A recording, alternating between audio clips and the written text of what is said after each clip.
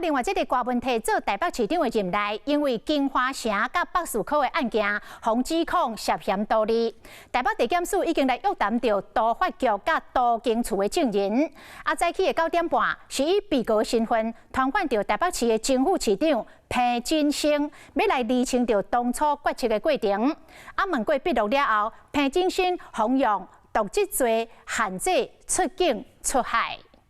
董事长，当金华城的容积率这么高，是你自己决定还是柯文哲决定的？来门要到此所做。要是郭文摕伫台北市长任内分究改落前副市长裴振兴，因为金华城土地案以被告身份被检方传唤。 机关检事会伫咧辩才顶公布彭振兴的讲法，讲金华城的强制奖励就是时任市长郭文摕家己签的。金华城准用多件奖励，用这个为560%分红到840%，其中的奖励20%敢若是替金华城量身定做，无其他案件使用过，违反法律授权，也就是上山用地，用这个上悬界限560%的法令，牵涉到120亿到200亿的利益。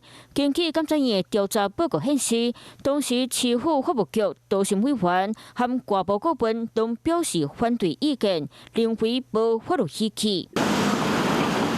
金华城案是郭文摕任内为由民间机关提送的多次计划变更案，而且由郭文摕亲身签名做主。这个案件嘛是我任内为由市府协助召开专家学者咨询会期，涉嫌土地盗利弊案。北检接到告发，签分他立案侦办。专案小组已经在调相关公文和会议记录，会继续调查厘清案情。今晚裴振兴和约谈案件调查，敢会继续探索，引起大家关注。 Hello， 我是林仙怡。想要抢先掌握最及时的新闻资讯吗？赶快订阅、按赞、开启小铃铛，锁定华视新闻 YouTube 频道。